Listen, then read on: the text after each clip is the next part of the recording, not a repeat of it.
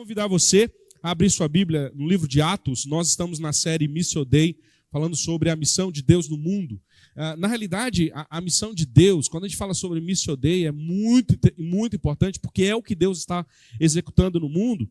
Só que a missão de Deus, ela não é feita apenas por Deus, mas é feita pela igreja. Semana passada, a gente percebeu como é que esse movimento acontece, né? A gente percebeu que Jesus ele chegou no momento final, antes de ser assunto aos céus, ele disse, olha, eu vou deixar para vocês algo extremamente importante. Então, Mateus 28, onde Jesus diz, olha, eu tenho um poder sobre tudo, autoridade sobre tudo, e eu vou dar a vocês parte de mim, né? Vou dar a vocês o Espírito Santo para que a missão, a partir de agora, seja executada.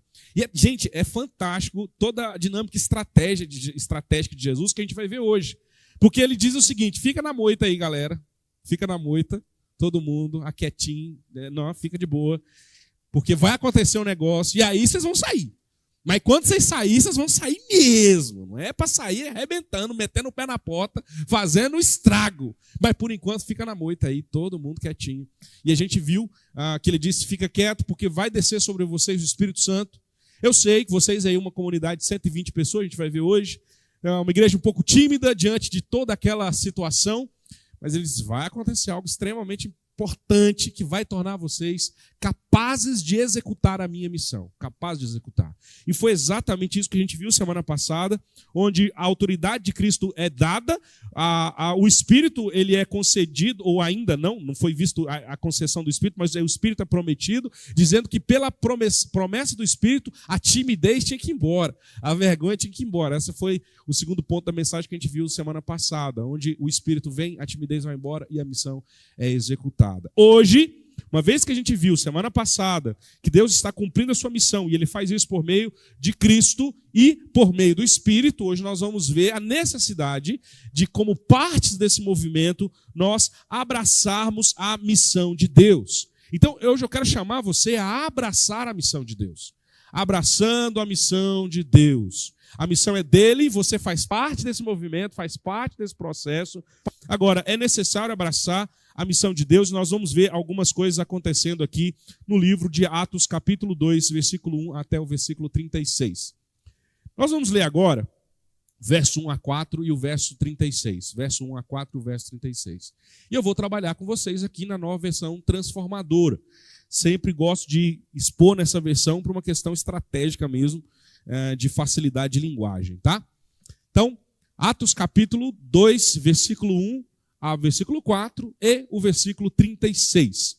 Por favor, mantenha sua Bíblia aberta para que eu vou projetar os textos aqui, mas é importante que você confira aí se está certo. Vai que eu errei o texto aqui e estou pregando bobagem. Então você tem que estar aí com o texto aberto para saber se aquilo que eu estou dizendo é palavra de Deus.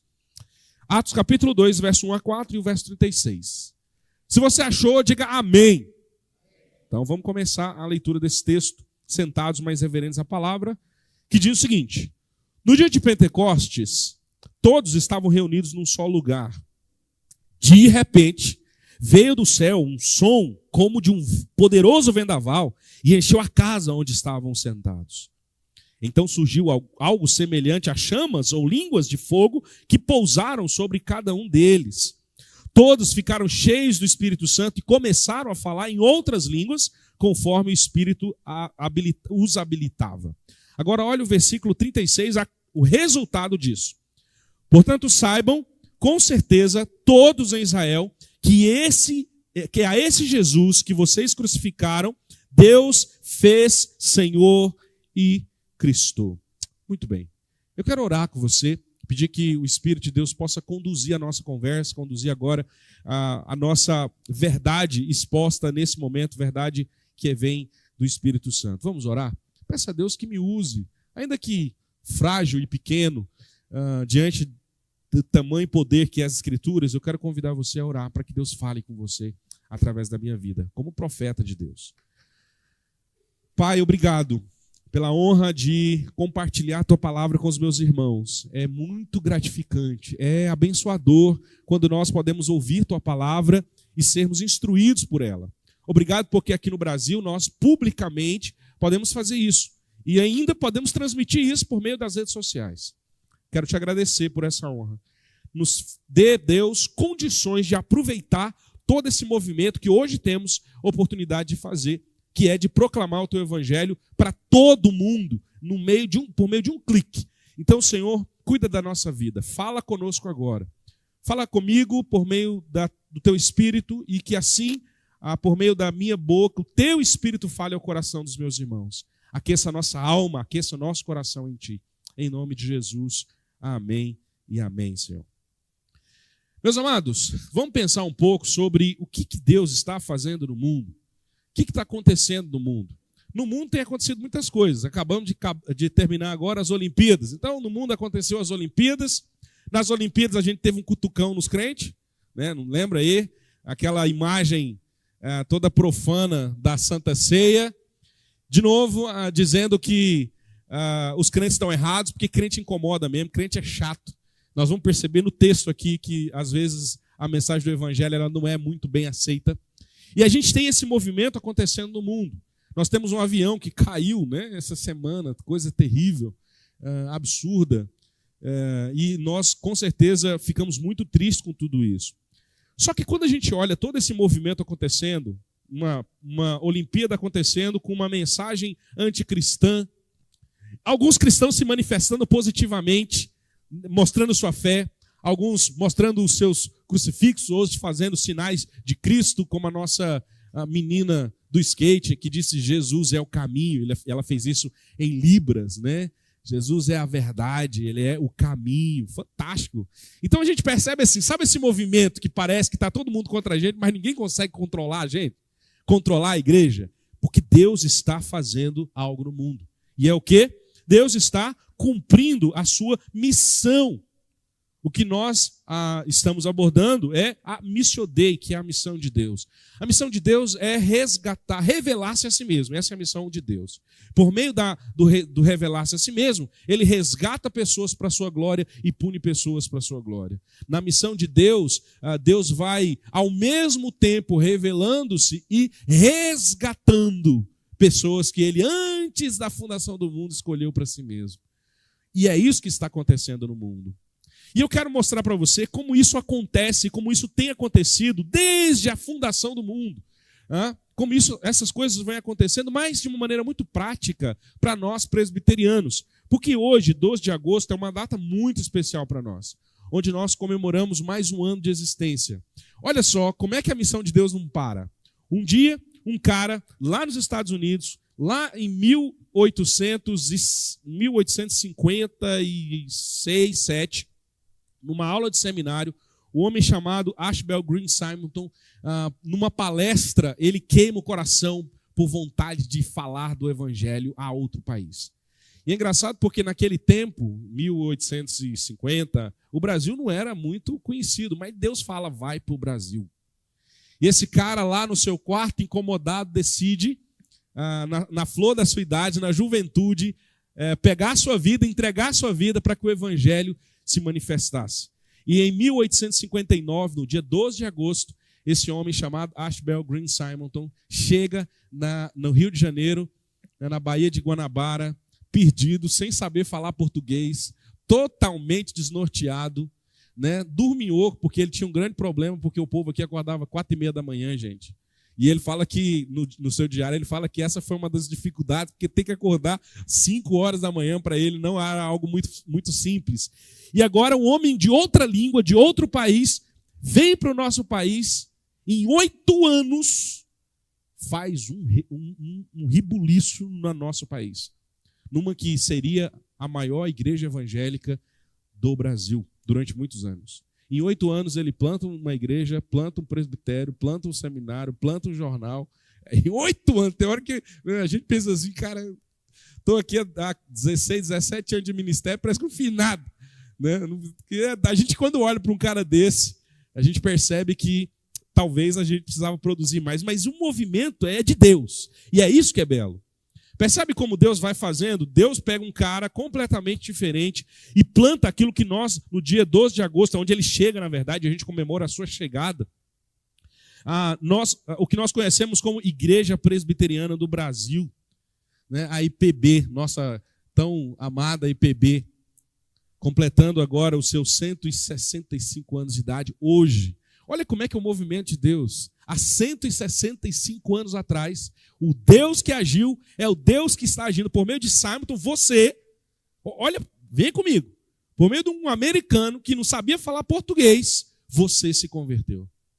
O evangelho chegou a você. Deus criou uma estrutura para que o evangelho fosse a você. E é isso que a gente precisa pensar. Dentro desse movimento da IPB, dentro dessa estrutura que nós temos, que é agora completando esses 165 anos de estrutura da IPB, dentro dessa igreja. A minha pergunta é, você faz parte desse movimento? Você faz parte do movimento não só da IPB, mas da missão de Deus? Aí você fala, sim, eu faço parte, eu sou crente. Então, mas eu queria chamar você a entender se você abraçou isso. Porque esse é o ponto. Vamos pensar um pouco na dinâmica do ciclo para que a igreja presbiteriana chegasse aos seus 165 anos. Imagine que se a primeira pessoa que Simonton tivesse pregado o evangelho decidisse não compartilhar o evangelho. Vocês acreditam que a IPB chegaria a 160? Se teria IPB aqui no Brasil? Se os discípulos de Simonton não tivessem dispostos a fazer novos discípulos? E é aí que eu quero chamar a sua atenção. Porque a IPB, ela faz parte da missão de Deus no mundo, da Missio Dei. Ela é parte da igreja do Senhor espalhada no mundo. E olha que coisa interessante. Como parte desse movimento, a gente precisa entender que dentro de uma dinâmica coletiva, existe uma dinâmica pessoal da missão. Deus não chamou um colegiado de homens para vir para cá. Deus chamou uma pessoa. E aqui que eu quero chamar a sua atenção. Porque se Deus chamou uma pessoa, quer dizer que Deus trabalha coletivamente, mas pessoalmente. Deus trabalha na igreja, mas por meio da igreja, individualmente. Eu não sou a igreja, sou parte da igreja, mas como parte da igreja, eu preciso abraçar a Missio Dei de maneira individual, entende? Não dá para fazer missão de forma coletiva. Não dá para distribuir para a igreja o que é meu. Quem faz missão é individualmente cada membro da igreja. Parte dessa igreja. E aí, pensando nesse movimento, sendo um instrumento de Deus, será que nós estamos continuando o ciclo que Simonton teve?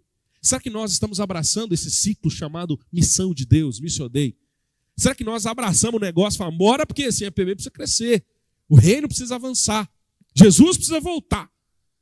E aí, pensando nesse processo, dentro do ciclo, o que é o ciclo? Alguém que escuta a palavra e que passa a palavra. É isso.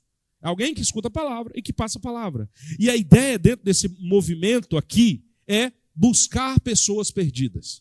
Buscar pessoas perdidas. Esse é um movimento, esse é um ciclo que Deus nos convoca. Percebe? Deus chamou você aqui da Igreja Presbiteriana Nova Aliança de forma individual a buscar pessoas perdidas. Cada um busca um. Esse é o ponto. É simples. Esse é o movimento. Buscar perdidos. E aí, nessa busca, nesse movimento, a gente vai vendo a expansão da missão. Sábado começou com um, que foi com mais um. De repente converte um padre, gente, que tinha sebo nas canelas, aqui no Brasil. E esse padre fez uma diferença que vocês não têm noção. Ele fez uma bagunça em São Paulo, em Minas Gerais, ali. Ele converteu, e aí ele foi nas casas onde ele era padre, despregando o que ele tinha pregado o evangelho. Esse homem foi talvez um dos maiores missionários, pastores missionários que nós tivemos aqui no Brasil. José Manuel da Conceição. E ele agora vai vendo a expansão da igreja, a expansão do reino, a manifestação do reino acontecer.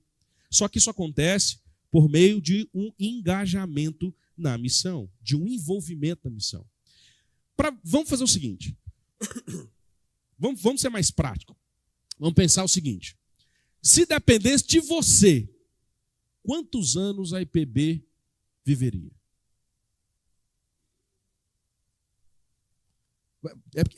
Eu quero que você entenda. Se depender de você, a igreja aqui está com 10 anos, 11 anos. Muitas pessoas converteram, pessoas vieram. Quantas delas foram trazidas por você? Ixi, Estou vendo umas caras feias aí. Talvez você não esteja envolvido na missão de Deus. Talvez você precise repensar seriamente o seu envolvimento, a sua dinâmica na missão de Deus. Entende o que eu estou dizendo? Mas eu não me sinto capacitado, eu me sinto vergonhado. A gente viu semana passada que o Espírito Santo acaba com a nossa timidez. Mas a gente já tem estratégias, né, aqui dadas de treinamento, de evangelismo, de um monte de coisa que dá para fazer. E eu quero falar com você sobre isso. Por que você tem que abraçar o melhor? Como você vai abraçar? Sair dessa situação. Então lembra, você precisa fazer com que a IPNA, Igreja Presbiteriana de Nova Aliança, continue por muitos anos. Que você precisa fazer com que a IPB continue por muitos anos. E você precisa fazer com que a igreja continue a expandir. E como é que você faz isso? Comendo pão de queijo com o vizinho. Individualmente. Intencionalmente. E esse é o processo. Esse é o ciclo que a gente precisa seguir. Um dia alguém ouviu e saiu do seu conforto. Um dia alguém se entregou. E é interessante porque vocês vão ver o resultado. Porque às vezes você prega para uma pessoa, você fala, mas eu só preguei para uma pessoa na minha vida inteira. Mas o que aquela linha, por meio daquela pessoa aconteceu, se ela continua a pregar o evangelho, você vai ter netos, bisnetos, tataranetos na fé e o reino continua a expandir. E o ponto que eu quero chamar a sua atenção é qual é a maneira com que você tem caminhado no reino, abraçado o reino. Existem duas formas de abraçar o reino. Uma é abraçando o reino. E a outra é olhando para o reino de forma distante. Um abraço mais sem graça. Um abraço sem abraçar. Talvez dessa forma. Vou colocar um vídeo aqui. Se puder abrir o áudio para mim, fazendo um favor. Talvez muitos estão abraçando o reino dessa forma. Peraí. Deixa eu verificar aqui o...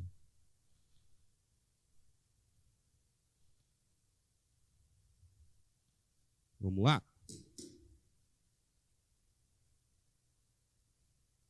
Gente, a gente testou isso tudinho, viu? Cheguei mais cedo, fiz o teste. Se não der, a gente vai sem áudio mesmo. Jesus, eu estou tão animada hoje. É como se eu acordasse e pensasse, eu cheguei de trabalhar para Jesus. Estou tão feliz, tão bom saber que eu posso contar com pessoas dispostas a ajudar. Cara, eu sou essa garota. Exatamente. Então uma coisa perfeita para você. Bem, vamos começar. O que você está fazendo? Vamos, levanta, vamos agir. Aqui, onde eu sempre me assento. Certo, mas eu preciso mais do que isso. Eu entendi onde você quer chegar, Jesus. Ok. Quanto você quer? R$100 é o suficiente? Não foi isso que eu queria dizer. Então, fechado. R$200. Você negocia muito bem. É melhor você não sacar até sexta-feira, tá? Entendeu, né, Jesus? Kate, eu acho muito bom que você queira ajudar. Mas eu preciso que você seja mentor de uma jovem. Tá bom, mas eu não sou muito boa nisso, Jesus. Eu gosto de ensinar pessoas. Tá tão bom aqui também. Tá bom. Mas você sabe aquela mulher do escritório, a Amy? Sei. Então eu quero que você a leve para almoçar e fale sobre mim. A Amy diferente. Quero dizer, muito diferente, sabe? Eu sei, mas ela não precisa saber sobre mim. Eu posso falar com o grupo de evangelização da igreja, eles são pagos para fazer isso. Não, eu quero que você faça isso. Jesus, eu não me sinto confortável fazendo isso. Não, Kate. O problema é, você está muito confortável.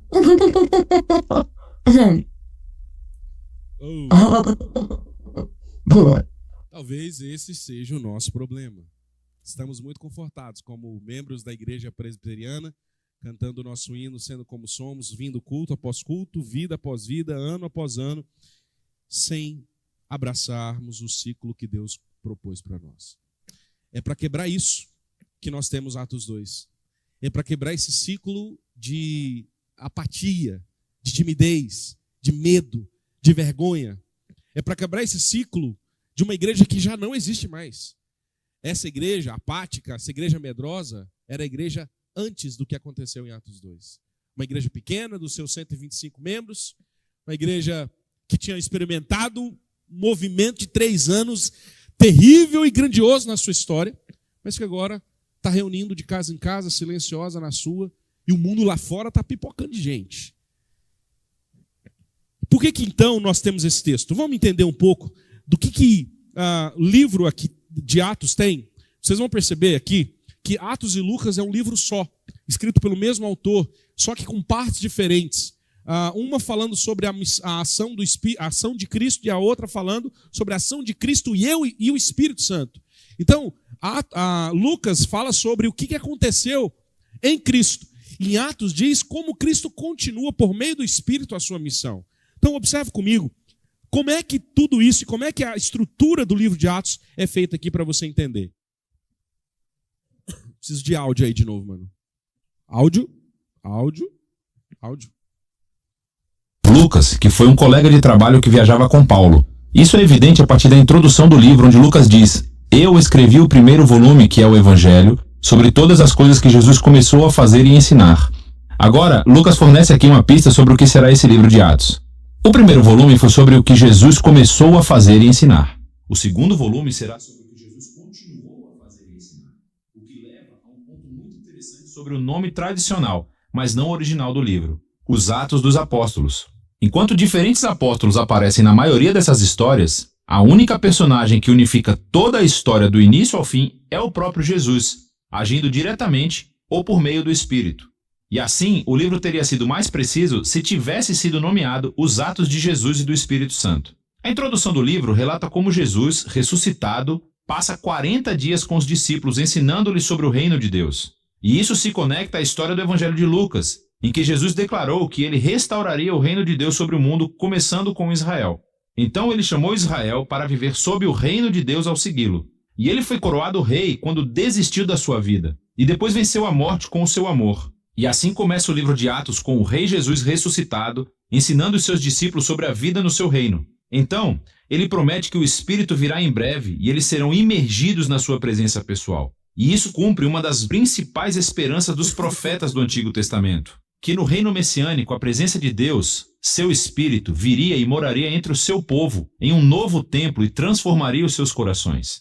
E então Jesus diz: quando isso acontecer, o Espírito capacitará seus discípulos a serem minhas testemunhas em Jerusalém, Judeia e Samaria, até os confins da terra. A partir daqui, Jesus é levado por uma nuvem, uma imagem extraída do livro de Daniel, capítulo 7. Mostra como Jesus está sendo coroado como o Filho do Homem que foi inocentado após seu sofrimento e agora compartilha do governo de Deus sobre o mundo. E ele promete que um dia ele voltará. Os principais temas e o modelo do livro de Atos fluem diretamente a partir desse capítulo de abertura. Essa é uma história sobre Jesus conduzindo o seu povo através do Espírito a irem pelo mundo inteiro, convidando todas as nações a viver sob seu reino. E então, a história começará com essa mensagem sendo divulgada em Jerusalém, e depois pelas regiões vizinhas da Judéia e Samaria, repletas de pessoas não judias, e depois de lá, para todas as nações até os confins da terra. Viu só como é que Atos ele tem a função de mostrar, houve uma promessa, a promessa aconteceu e o reino começou. Coisa começou. E se você ler Atos, porque Jesus vai dizer, vocês vão ser minhas testemunhas em Jerusalém, Judéia, Samaria e confins da terra. Ou seja, a gente vai perceber Atos mostrando como isso aconteceu, mostrando a missão, mostrando o acontecimento, mostrando que a igreja foi, que a igreja expandiu, que a igreja começou. O start foi dado. É isso que nós temos no livro de Atos como um todo. E aí, o livro de Atos, capítulo 2, é um dos principais livros das Escrituras para a igreja. Porque é exatamente o start da missão. É exatamente o start da compreensão daquilo que até agora não se sabia. E é por isso que nesse livro nós somos chamados, nesse capítulo, nós somos chamados a abraçar a missão. E aqui a gente vai ter 3 ações. Ainda que Atos 2 seja algo mais descritivo, que não vai se repetir necessariamente, mas a gente tem implicações de, por causa do que aconteceu, qual a ação que a igreja hoje deve ter. Então, uma vez que aquilo aconteceu, uma vez que o que nós vamos descrever aqui aconteceu, a igreja agora tem uma postura completamente diferente. E aí a gente vai aprender 3 formas ou 3 coisas pelas quais a gente deve abraçar a missão de Deus. E a primeira delas é que nós devemos abraçar a missão de Deus confiados no Espírito. Presta atenção nisso aqui. Nós devemos abraçar a missão de Deus confiados no Espírito. Muito do nosso trabalho é fé. Muito do nosso trabalho é fé. E talvez esse seja o nosso grande problema pastoral. Aqui a gente tem seminarista, pastor, pastores. E tem uma coisa que a gente precisa entender. Muito do nosso ministério é fé. Mas a gente quer meter o dedo na coisa e bagunça, geralmente. Mas muito do nosso ministério é fé. Tem a ver com confiança. Vamos ver como e por que nós devemos abraçar o ministério, a missão de Deus confiados no Espírito. Por que isso deve acontecer? O texto no capítulo 2, versículo 1, começa dizendo que no dia de Pentecostes. Por que esse negócio aqui começa a ser ressaltado? O Pentecostes era uma festa que acontecia 50 dias depois da Páscoa. E essa festa foi dada por Deus para louvá-lo pela lei. Exatamente 50 dias depois da Páscoa, ele tem uma nova festa instituída para que se lembrasse da lei. Gente, é muito interessante isso aqui. Jesus fica 40 dias, a Bíblia não fala quantos dias depois da ascensão de Jesus, mas a gente pode presumir que foi exatamente os 50 dias, porque Jesus morre aonde? Na Páscoa. 50 dias depois, nós temos o dia de Pentecostes acontecendo, só que esse dia de Pentecostes não é como os outros. Esse dia é um dia muito especial, um dia muito diferente. Estava sendo comemorado ali, 50 dias depois da Páscoa, algo que ninguém sabia. Estava sendo comemorado o pleno cumprimento da lei no Filho de Deus. Só que agora ninguém sabia disso. Naquele momento, naquele dia de Pentecostes, num dia completamente diferente, 50 dias depois da morte de Cristo, estava sendo comemorado o quê? A lei cumprida. Só que ninguém sabia. E aí nós temos algo interessante acontecendo, porque nessa data, exatamente nesse período, tinha algumas características, além de ser o cumprimento da lei, ou o recebimento da lei, e aqui a gente está vendo Deus dizer, a lei foi cumprida, a gente tem todos reunidos num só lugar. Quem são esses todos aí?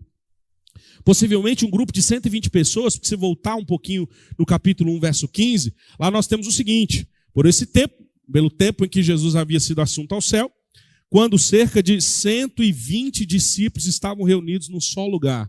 Então aqui a gente tem uma comunidade de 125 discípulos, 120 pessoas. Então todos, essas 120 pessoas, estavam ali reunidas num só lugar. E a pergunta é, por que eles estavam reunidos naquele lugar? Precisamos voltar um pouco do capítulo 1 para entender por que eles estavam reunidos ali. Como diz o versículo 4, lá do capítulo 1. Certa ocasião, enquanto Jesus comia, aqui Jesus já tinha sido ressurreto, já tinha ido ao céu, voltado de uma forma em que ele já tinha agora um novo corpo, completamente, ele já havia sido exaltado aqui, mas não assunto ao céu ainda.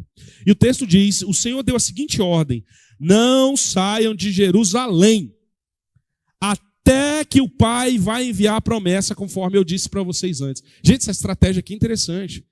É aquilo que eu disse no início, Jesus fala assim, fica na moita lá em Jerusalém. Jesus não mandou outro lugar, porque Jesus tem a missão na mente.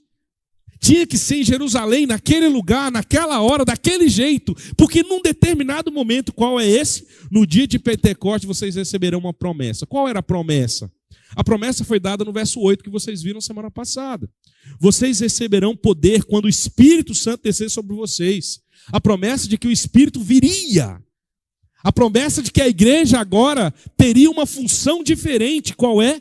Serem minhas testemunhas. E olha que interessante. Jesus começa a usar a dinâmica geográfica. Ele poderia ter feito de várias formas, mas de forma muito estratégica ele faz isso daqui. Ele diz que eles deveriam impactar Jerusalém, eles deveriam impactar a Judéia, eles deveriam impactar Samaria e deveriam chegar em Goiânia. E aí, quando a gente pega a dinâmica do mapa, você percebe como foi interessante e inteligente essa estratégia. Porque Jerusalém fica na Judéia, mas é um local de uma concentração de pessoas muito grande, principalmente nessa festa. E ele diz, vocês vão impactar pessoas ali em Jerusalém, vão impactar pessoas na Judéia, que é ao redor de Jerusalém, seria uma espécie de... Jerusalém é estado cidade, Judéia seria um estado de Israel. Seria mais ou menos isso. É como se ele dissesse, vocês vão impactar Goiânia, vão impactar Goiás, vão impactar outra região próxima, que é Samaria, até chegar aos confins da terra. Olha que coisa interessante isso aqui. A promessa de que a gente agora vai abraçar essa missão. É por isso que eles estavam num só lugar. Estavam todos os 120 ali reunidos, 125 pessoas, num dia onde muitas pessoas estavam ali presentes. E olha o que aconteceu. Eles estavam reunidos na igreja, possivelmente de manhã, por causa daquilo que Pedro diz para nós.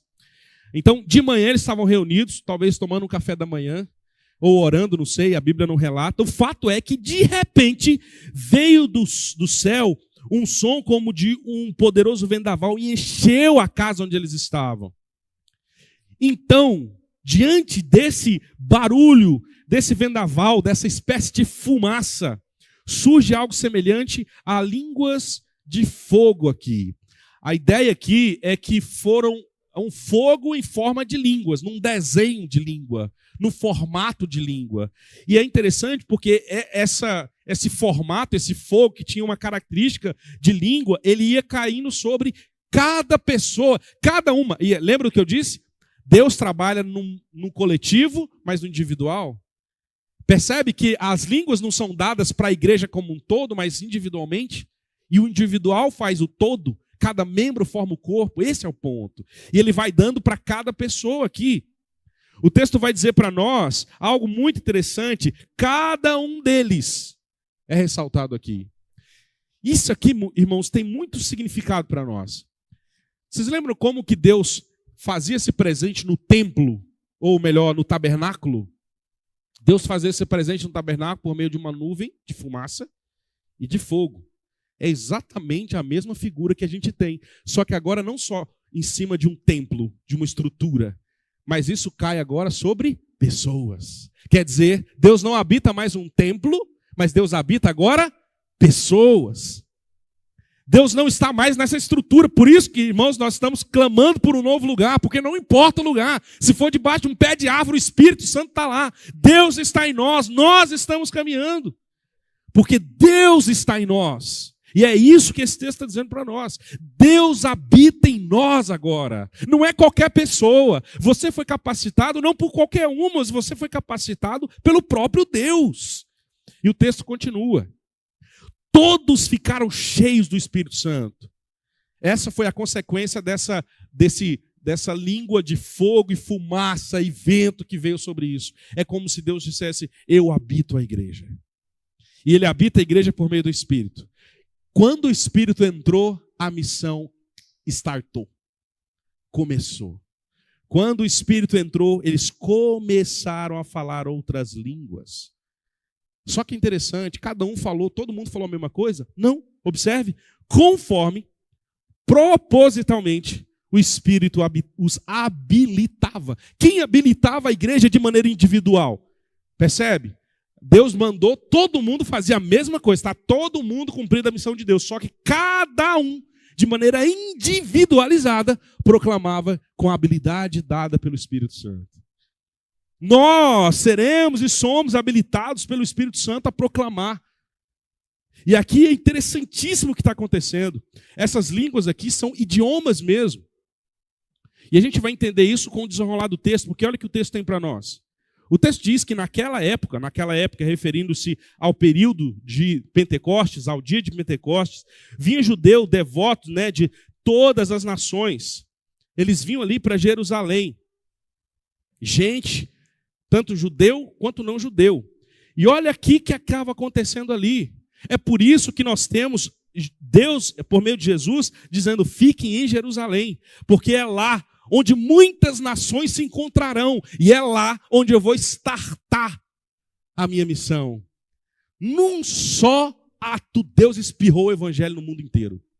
Num só momento. É desse Deus que nós devemos proclamar, e é esse Deus que nós devemos celebrar. Deus, num só ato, proclama o evangelho ao mundo todo, de maneira muito estratégica. E olha o que aconteceu aqui. Quando ouviram o som das vozes, ficaram vieram correndo e ficaram espantados, porque cada um deles ouvia no seu próprio idioma. No português a gente tem a palavra idioma, mas lá no grego a palavra não é idioma comum, mas dialeto. É mais ou menos assim, ó.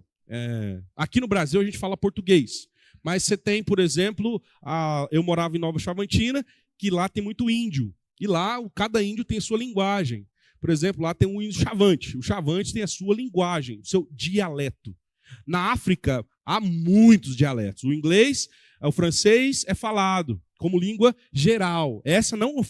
Esse texto aqui não está falando dessa língua geral, do português. Ele está dizendo sobre o dialeto. Olha que coisa interessante. Imagina nós aqui, de repente, você começa a falar chavante. Você começa a falar na linguagem do índio. É disso que o texto está dizendo, desse dialeto aqui. E isso é o que mais espanta aqui, porque eles ficam muito admirados, porque todos eles eram galileus. E aí, esse negócio interessante, o galileu falava um aramaico com muito sotaque carregado. Tanto é que, vocês lembram quando Pedro está negando Jesus, chega alguém, escuta Pedro falar e fala assim, é galileu. Não é porque Pedro estava pregando o evangelho, é porque o sotaque de Pedro era muito forte como galileu. Todo mundo sabia.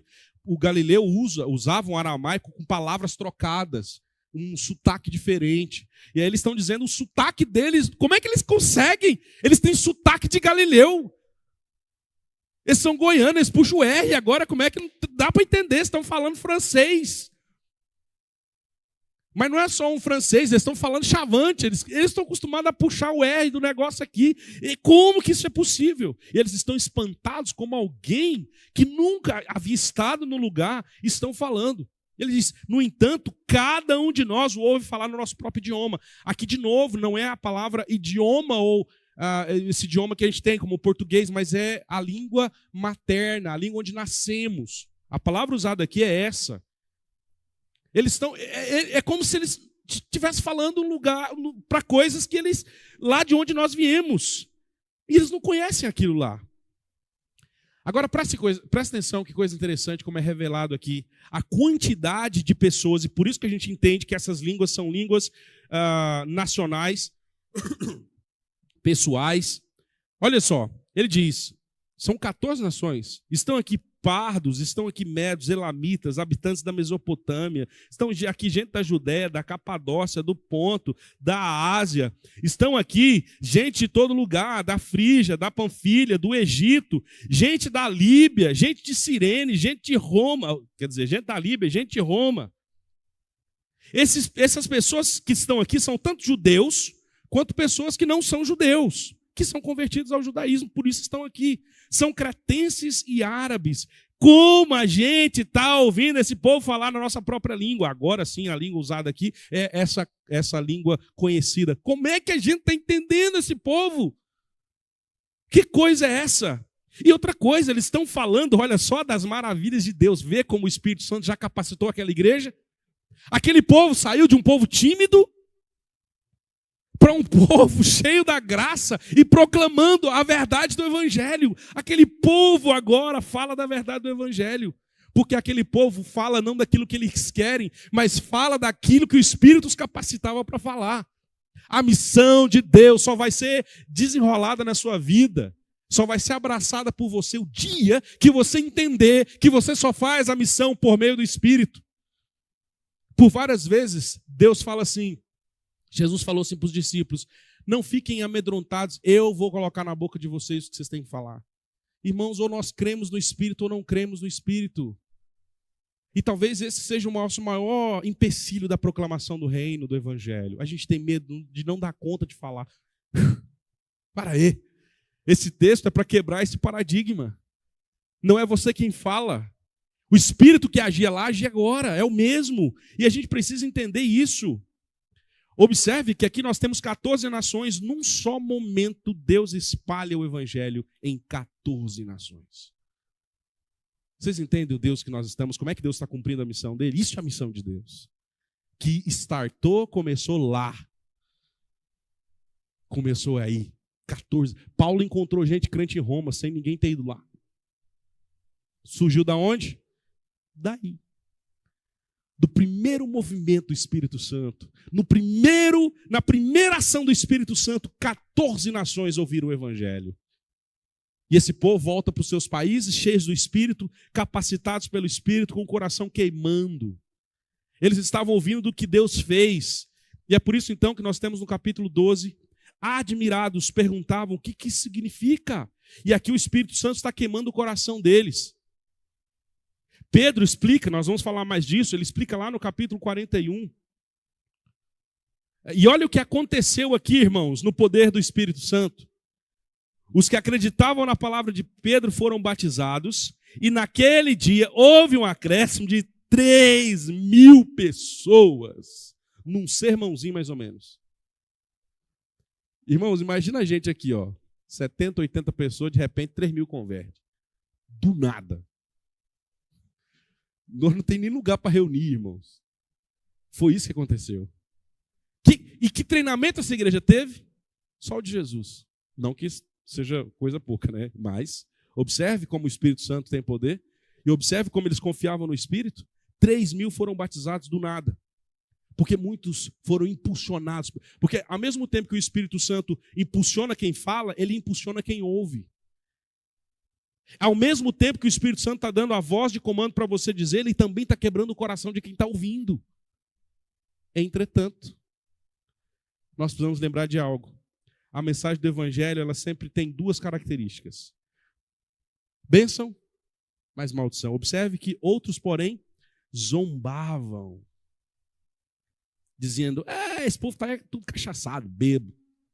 Todo mundo tomou um goró e está aí falando coisa com coisa, tudo errado, fora do padrão. E aí que a gente percebe uma coisa muito clara. Mesmo confiados no Espírito Santo, nós vamos ter pessoas que nos rejeitam e falam contra a nossa mensagem.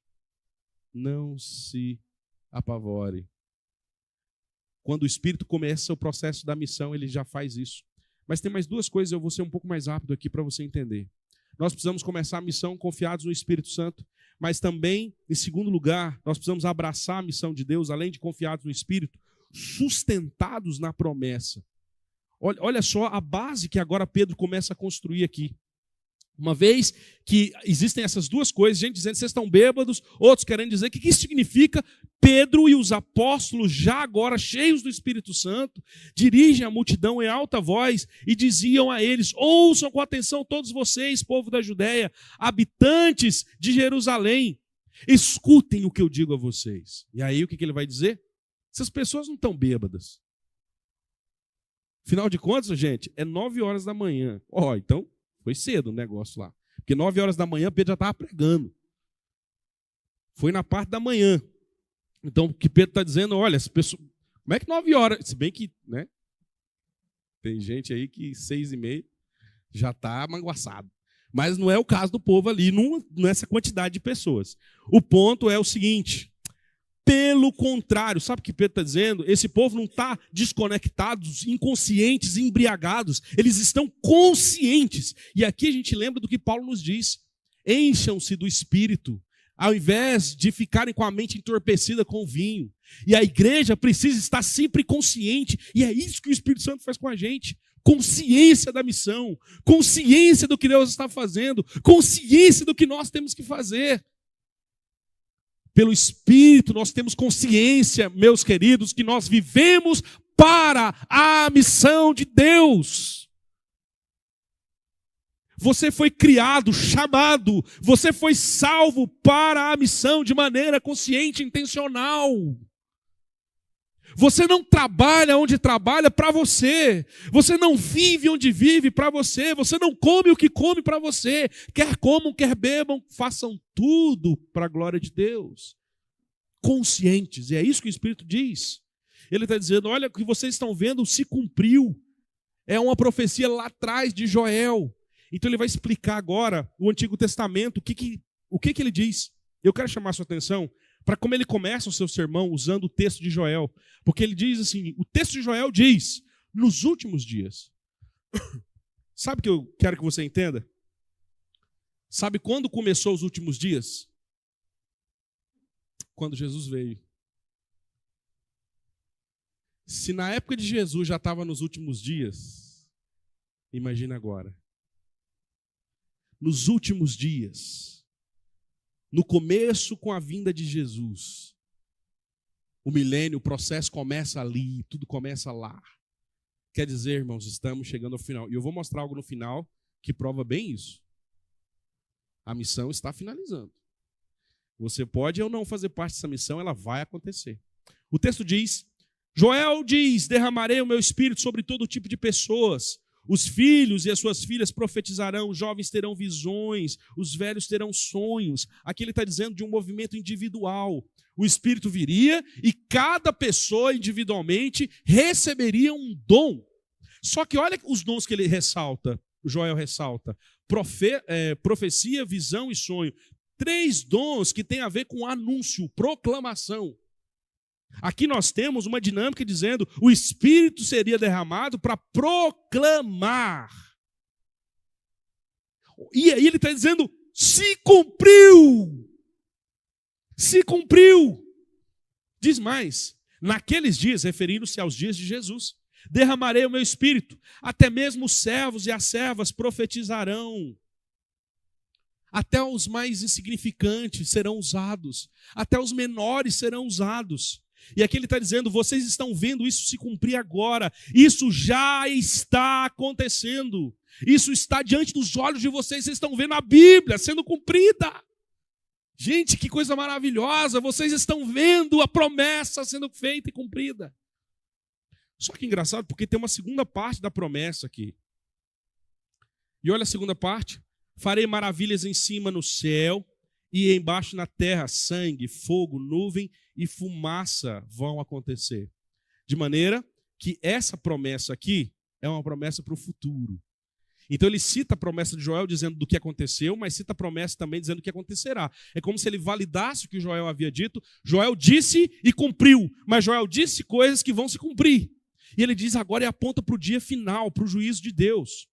Ele diz, nesse dia, o sol se escurecerá, a lua se tornará vermelha como sangue, e antes que chegue o grande dia do Senhor, isso tudo vai acontecer. Então ele está apontando para um dia final. Ele pega a profecia de Joel, divide em 2 partes, uma acabou de se cumprir, a outra vai se cumprir. E o que ele está dizendo para as pessoas que estão ouvindo a ele? Olha, vocês precisam estar preparados para esse grande dia. E olha que coisa fantástica vai acontecer agora no verso 21. Naquele dia, será um dia terrível, mas todo aquele que invocar o nome do Senhor será salvo. Percebe a mensagem sendo proclamada aqui? Todo mundo será salvo. Creiam na promessa. E é assim que a igreja cumpre a missão de Deus, sustentados na promessa. Parte dessa promessa se cumpriu, está se cumprindo. O Espírito nos foi dado, a igreja está avançando, o reino está sendo manifestado, a graça de Deus está sendo pregada, o juízo de Deus está sendo anunciado, porque um dia tudo isso vai acabar. E nós seremos apresentados diante do grande Deus. Nós estaremos diante do Santo. E nesse dia é que nós poderemos celebrar, porque fizemos parte da missão de Deus. Deus está cumprindo sua missão no mundo. Ela não para um minuto sequer. Pessoas estão se rendendo, corações estão se quebrando, gente está proclamando a glória de Deus. A pergunta é, você faz parte desse movimento? Você já teve a honra e o privilégio de ver gente quebrar o coração? Como Jones disse semana passada, não apenas numa mensagem específica, mas em acompanhar pessoas num processo de quebrantamento por meio do discipulado. A gente precisa abraçar a missão confiados no Espírito, sustentados na promessa de que a coisa vai acontecer, mas principalmente nós precisamos abraçar a missão em terceiro lugar, focados no alvo. Focados no alvo. Observe o versículo 22 até o 36. Ele agora inicia uma segunda parte do discurso, porque ele apresentou dizendo que era necessário crer no nome do Senhor. Agora ele vai dizer por que era necessário crer no nome do Senhor e como esse é o alvo, o foco de todos os que querem ser salvos. E é o alvo da igreja. Povo de Israel, escute bem, Deus aprovou publicamente Jesus. De que maneira? Fazendo milagres, maravilhas por meio dele, e vocês sabem bem disso. Eles viram, aquele povo viu Jesus fazer um monte de coisa. Aquele povo lembrava de tudo aquilo que Jesus havia feito. Ele diz, pois bem, esse Jesus foi entregue, só que olha aqui, percebe o plano de Deus? Ele foi entregue conforme um plano pré-estabelecido por Deus. Irmão, Deus planejou antes de fazer o mundo. A missão de Deus foi planejada antes que houvesse mundo. Ninguém pode barrar essa missão. Vem com ele ou não, faça você ou não. Se você não fizer, que diz a palavra, as pedras farão. Porque a missão não para. A missão não vai parar, porque é um plano estabelecido pelo próprio Deus. E diz mais, por causa do seu prévio conhecimento daquilo que tudo aconteceria, vocês entregaram Jesus, gente que conhecia a lei e gente que não conhecia a lei, pregaram na cruz e o mataram. Talvez vocês estivessem achando que estavam fazendo um grande mal, atrapalhando o processo da missão. Pois bem, não foi isso que aconteceu não. Porque a missão de Deus não para, e é isso que Pedro está dizendo. Deus estava com tudo planejado. Inclusive a morte do seu filho, porque um dia esse Deus ressuscitou Jesus, libertando ele dos horrores da morte. Sabe por quê? Porque esse Jesus não pode ser contido pela morte. A morte não pode detê-lo, não pode dominá-lo. Pois bem, agora ele chama o povo a olhar para a Escritura. Isso foi profetizado. O fato de que o Filho de Deus se levantaria e seria levado ao céu foi profetizado. Ele diz, a respeito disso, Davi disse, veja que o Senhor está sempre comigo, não serei abalado porque ele está à minha direita. E ele está citando Davi. Não é de admirar que o meu coração esteja alegre e que a minha língua louve, porque o meu corpo repousa em esperança. E ele continua citando Davi. Pois tu não deixarás a minha alma entre os mortos, nem permitirá que o teu santo apodreça no túmulo.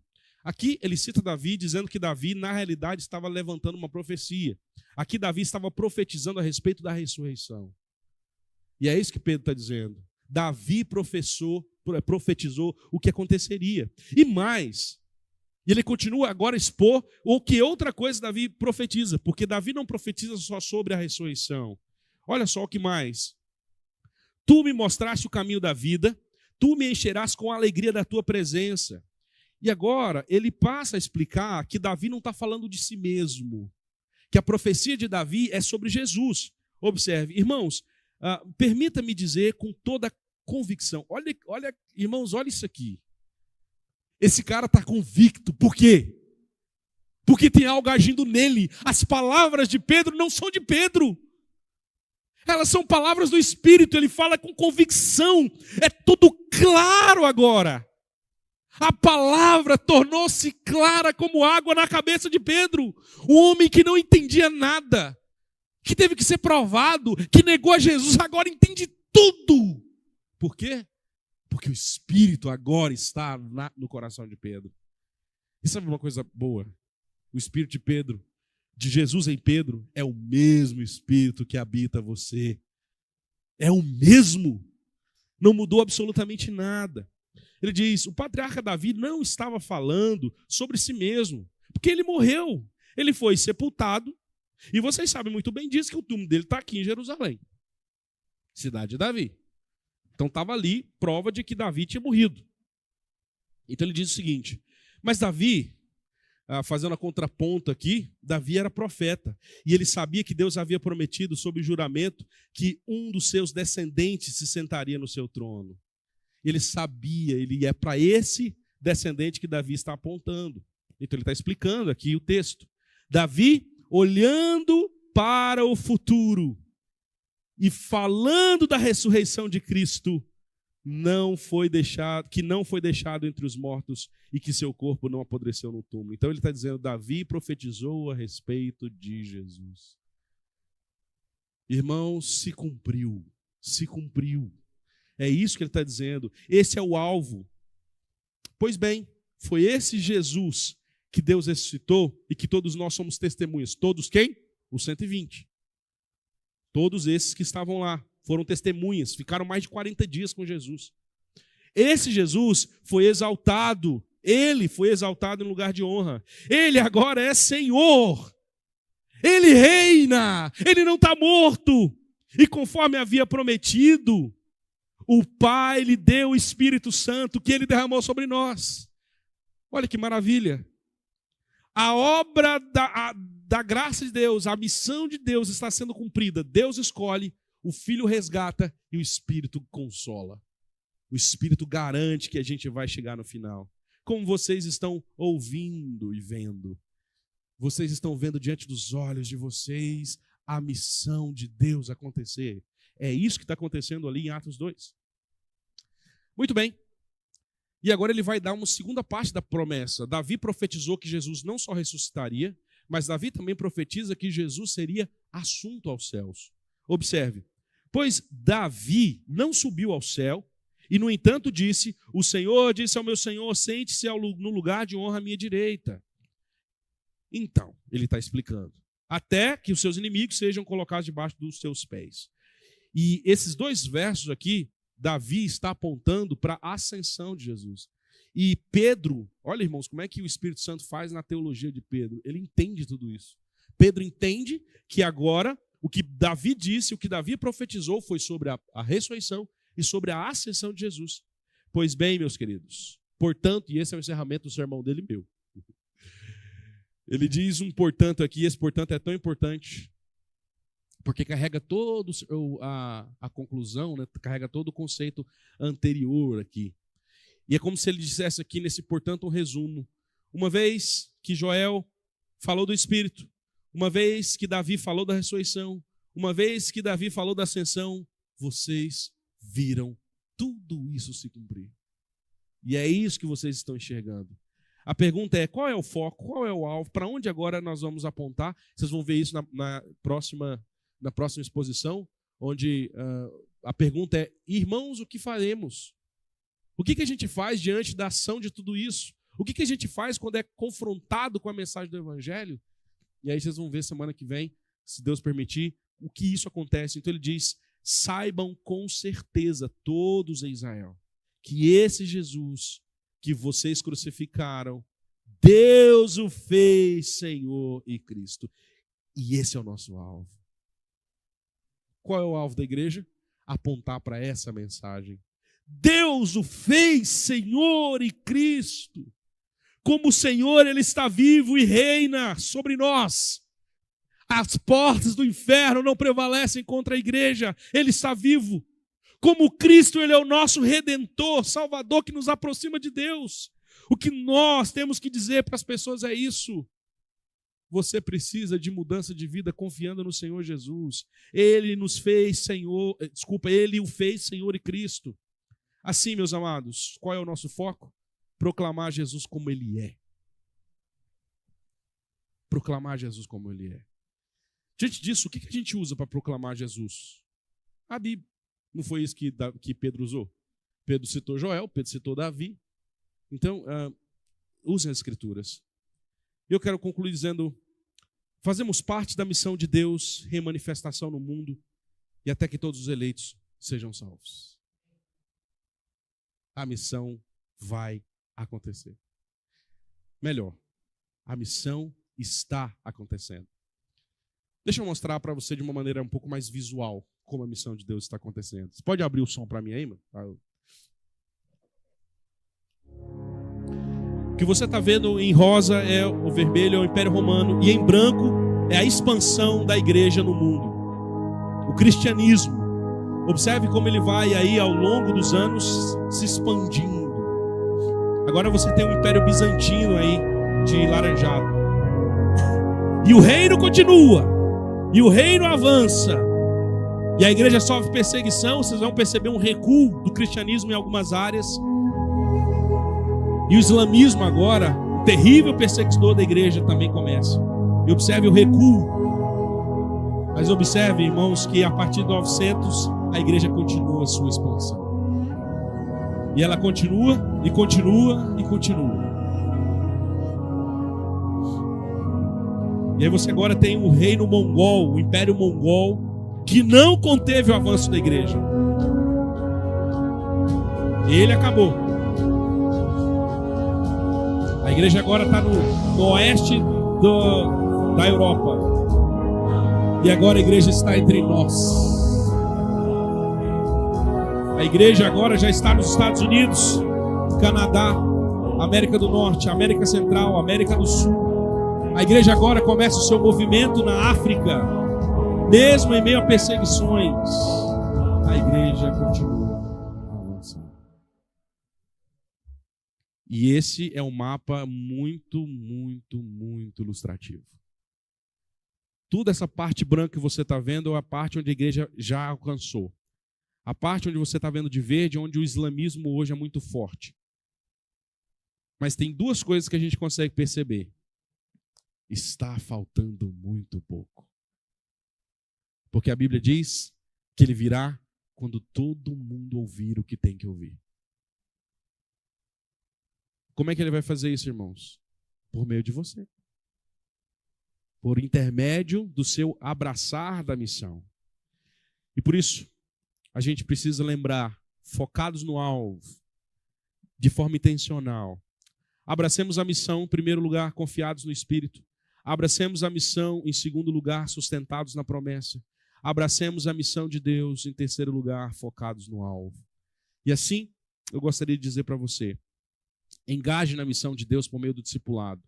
Eu tenho muita dificuldade, pastor, eu tenho vergonha. Irmão, você não precisa saber muita coisa, não. Aqui tem uma estratégia bem interessante de comunicar o evangelho, né? Que é a intencionalidade. Você pode pegar um material para isso. A igreja aqui tem estratégias, tem materiais, tem discipulado vida, que você pode só sentar com a pessoa e ela vai responder com você. E você vai proclamar o evangelho. Você não precisa ser expert. Mas você precisa sair do sofá. Lembra aquela moça do sofá? Do início que eu apresentei aqui? Não, eu quero, senhor, eu estou animado para fazer. Mas só vem na igreja, senta aqui, paga o dízimo, está tudo bem. Não é assim que a missão de Deus se desenvolve. Ore pela manifestação do reino de Deus. Você já percebeu como Jesus, na oração dominical, ele usa essa expressão? Venha o teu reino, seja feita a tua vontade. Você precisa orar para que o reino avance. Quando você orar, tenha em mente aquele mapa final que eu coloquei agora. Senhor, avance seu reino e me mande para a guerra agora, Senhor. Comece seu dia preparando-se para a guerra, meu irmão. Preparando-se para saquear o inferno. Viva uma vida de maneira intencional. Aquilo que você faz, o emprego que você tem, a faculdade que você vai fazer, precisa ter intencionalidade. Por que você faz o que faz? Porque você é um guerreiro do reino. Você não faz o que faz para ficar rico, para ganhar dinheiro, para ter sustento. Você faz o que faz para o reino de Deus. Lute com a sua vergonha e timidez. Confie no Espírito. Está escrito errado aí. Confie no Espírito. Confie no Espírito. Eu quero chamar você a entender essa verdade de Deus caminhando. E eu queria colocar uma canção aqui, enquanto você ora comigo. Senhor, tem misericórdia, me usa, tira de mim a vergonha e a timidez. Se você tem dificuldade, peça ajuda ao pastor. Pastor, tem algum material? Estou pensando em começar um discipulado, uma caminhada de evangelismo com um colega de trabalho, com um vizinho. Tem alguma coisa que eu possa usar para isso? Eu tenho certeza que você será direcionado e capacitado e treinado para isso. Essa igreja está focada em discipular. Você está no lugar certo se você quer abraçar a missão. Porque essa igreja, ou a liderança dessa igreja, está focada em capacitar você para isso. Aproveite isso. Aproveita isso. Procure presbíteros, procure pastor, discipuladores, pessoas que possam te ajudar a romper com a timidez, romper com a vergonha.